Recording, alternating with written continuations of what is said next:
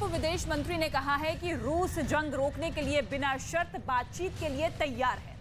दरअसल रूस के उप विदेश मंत्री के बयान के पीछे राष्ट्रपति व्लादिमीर पुतिन की परेशानी छिपी है और पुतिन की परेशानी की वजह है यूक्रेन को ब्रिटेन से मिलने वाला एक विनाशकारी हथियार। पुतिन जानते हैं कि अगर ब्रिटेन ने ज़ेलेंस्की को यह हथियार दे दिया तो जंग मैदान में तबाही की सुनामी आ सकती है।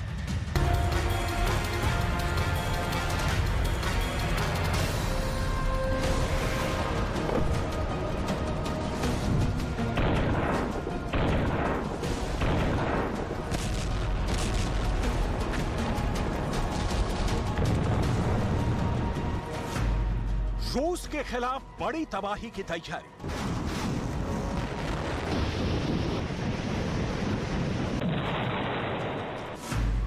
यूक्रेन को मिलेंगी महाविनाशक मिसाइलें।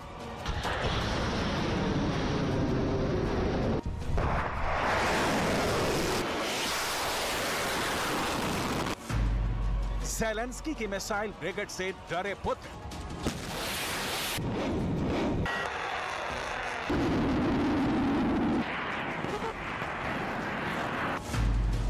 हार्पून और स्टॉर्म शैडो बरसाएंगी जंग में कहर।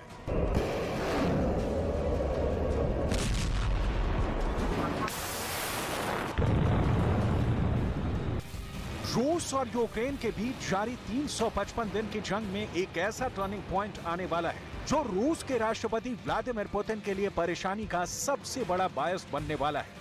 दरअसल रूस जंग के दौरान यूक्रेन के अलग अलग शहरों पर अपनी मिसाइलों के जरिए कहर बरसाने वाला है।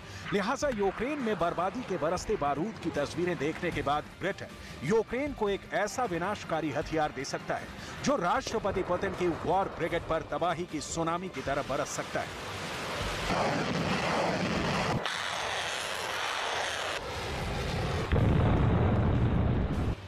पश्चिमी मीडिया की रिपोर्ट्स के मुताबिक ब्रिटेन यूक्रेन को रूस के खिलाफ एक ऐसा हथियार दे सकता है जिसकी मारक क्षमता बेजोड़ है।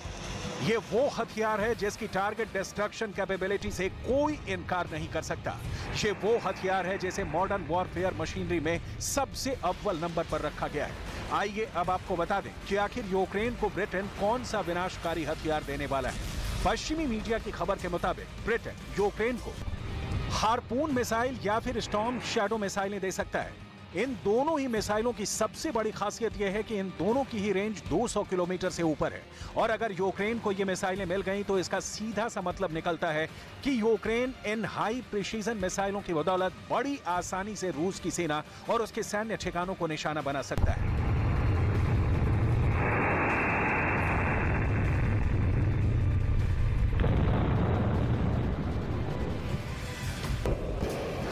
सबसे पहले बात करते हैं हार्पून मिसाइलों की। दरअसल ये पहली बार नहीं है कि यूक्रेन को ये घातक मिसाइलें मिलने जा रही हैं। जंग की शुरुआत में डेनमार्क ने यूक्रेन को हार्पून मिसाइलें दी थी। दरअसल हार्पून एक all weather anti ship missile है। यह मिसाइल एक्टिव राडार होमिंग का इस्तेमाल करती है और दुश्मन के रेडार से बचने के लिए पानी के ठीक ऊपर उड़ती है और इसके जरिए यूक्रेन बड़ी आसानी से रूस की नौसेना के जंगी बेड़े को टारगेट कर सकता है।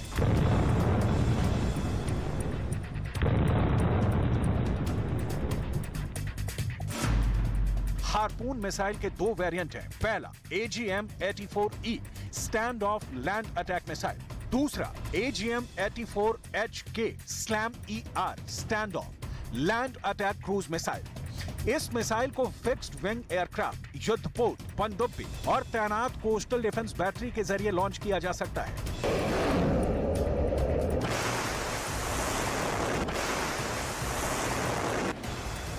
पश्चिमी मीडिया की खबर के मुताबिक चूंकि हार्पून मिसाइल एक लॉन्ग रेंज मिसाइल है, लिहाजा ज़ेलेंस्की इस मिसाइल के जरिए क्राइमिया को टारगेट करने का प्लान बना रहे हैं। दरअसल क्राइमिया पर अटैक का मतलब ये होगा कि यूक्रेन जंग के दौरान एक नया वॉर फ्रंट खुल जाएगा, जहां रूस की सेना को डिफेंस यानी रक्षात्मक रणनीति अपनानी पड़ेगी। इसका फायदा ये होगा कि रूस का ध्यान डॉनबास से हट जाएगा और क्राइमिया पर केंद्रित हो जाएगा। एक हार्पून मिसाइल अपने साथ 221 किलो तक का वॉरहेड ले जा सकती है। हार्पून मिसाइल 867 किलोमीटर प्रति घंटे की अधिकतम रफ्तार से उड़ान भर सकती है और इसकी अधिकतम रेंज 240 किलोमीटर है। बूस्टर समेत एक मिसाइल का वजन 691 किलोग्राम होता है। इसकी लंबाई 12.6 फीट और डायामीटर 13.5 इंच का होता है। हार्पून मिसाइल की एक यूनिट की कीमत $14,06,812 है, यानी करीब 11 करोड़ रुपए है। हार्पून मिसाइल को मैकडॉनल्ड डगलस ने विकसित किया है।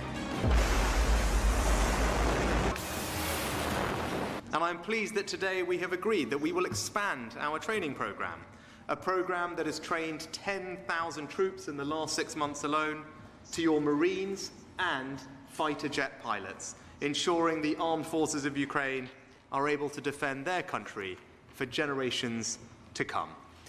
We must arm Ukraine in the short term, but we must bolster Ukraine for the long term. Your country cannot be left vulnerable to attack ever again.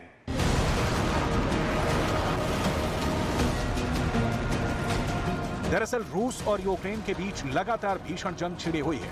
दोनों ही देश एक दूसरे पर घातक से घातक हथियारों का इस्तेमाल कर रहे हैं, लेकिन लॉन्ग रेंज हथियारों के मामले में रूस यूक्रेन पर भारी पड़ रहा है। लिहाजा ब्रिटेन इस बात पर विचार कर रहा है कि यूक्रेन को करीब 200 से 250 किलोमीटर दूरी तक मार करने वाले हथियार और मिसाइल दिए जाएं, ताकि वो रूस को अपनी रणनीति बदलने पर मजबूर कर दे। लिहाजा ब्रिटेन यूक्रेन को एक और घातक क्रूज मिसाइल स्टॉर्म शैडो देने पर भी विचार कर रहा है।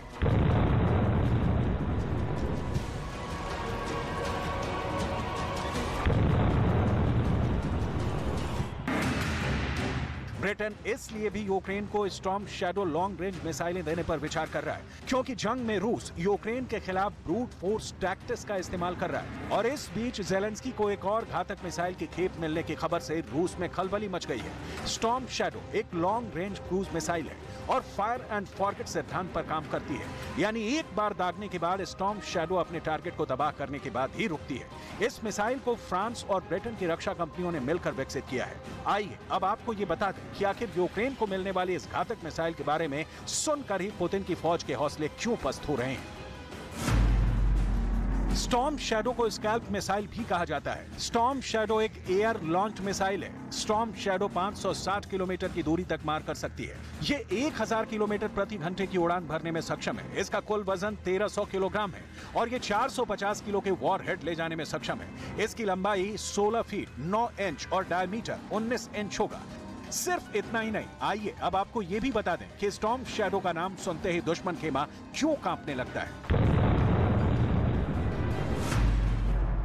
Storm shadow missile GPS system से लैस है और अपने टारगेट पर सटीक निशाना लगाने के लिए जानी जाती है।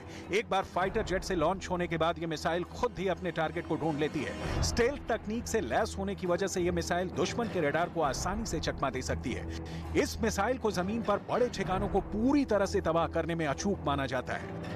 Що потрібно зараз на полі бою? Які пріоритети? Ну, броньована техніка, всі ми прекрасно розуміємо, скільки у ворога броньованої техніки, тисячі радянського виробництва, а вже ж новітня техніка натівських стандартів або західних зразків, вона краще, але тим не менш можна мати 10 танків, а проти 10 найкращих у світі танків, а проти тебе будуть тисячі танків радянського виробництва, тобто у тебе тоді шансів немає. А ми не згодні на такий результат, бо у нас виходу немає, наша земля. ब्रिटेन और अमेरिका समेत दूसरे यूरोपीय देश इसलिए भी यूक्रेन को नए सिरे से घातक हथियार दे रहे हैं ताकि डॉनबास से रूस की फौज का ध्यान भटकाया जा सके। दरअसल डॉनबास में रूस भीषण हमले कर रहा है और ऐसे वॉर सिनेरियो में अगर यूक्रेन क्राइमिया को टारगेट करता है तो जाहिर सी बात है एक बार फिर राष्ट्रपति पुतिन को अपनी रणनीति बदलनी पड़ सकती है। और अगर ऐसा हुआ तो डॉनबास में यूक्रेन की वॉर ब्रिगेड को अपनी पोजीशन को एक बार फिर मजबूत करने का मौका मिल जाएगा। और यही वो हकीकत है जिसकी वजह से रूस के राष्ट्रपति व्लादिमीर पुतिन परेशान है और बार बार ब्रिटेन को तबाह कर देने की धमकी दे रहे हैं। ब्रिटेन की खुफिया एजेंसियों की रिपोर्ट है कि रूस इस युद्ध में 2 लाख और सैनिक उतारने की तैयारी में है और यही वजह भी है कि राष्ट्रपति ज़ेलेंस्की यूरोपीय देशों से जल्द उन्हें लॉन्ग रेंज हथियार देने की गुहार लगा रहे हैं।